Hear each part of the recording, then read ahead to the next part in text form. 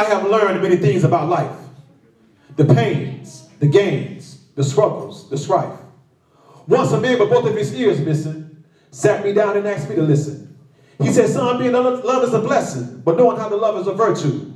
He said, there are bad things that are good for you and some good things that will hurt you. As I nodded my head to show that I did agree, a man with no eyes said it was something he wanted me to see. He asked me to close mine so I could see through his. I saw tears, fears, and pain for years. I heard screams from bad dreams that seemed to concern me. And then a man with no legs took me on the journey. I saw fatherless kids stealing for meals. I saw single mothers working 3 part-time jobs to pay the bills. I saw rich kids with everything but doing nothing with it. And when I was at the point of trying to get it, along came a crazy man who said something that made sense. He said, I'm not crazy, just a little tense and different. He said, I wear one shoe because I can't afford two. He said, I talk to myself because you won't let me talk to you. He said, I eat out of the trash because you're the fool who threw away a good meal. And then he asked me, if I didn't have any hands, how would I feel?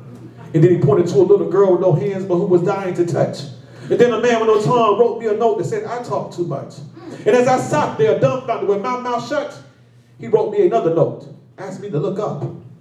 And there was the image of a man with no hands or no legs, who looked half crazy with no ears on his head. He said, son, you can learn something from anyone if you just keep on trying. And you can't stop living from the fear of dying. And then he looked at me, even though he didn't have any eyes.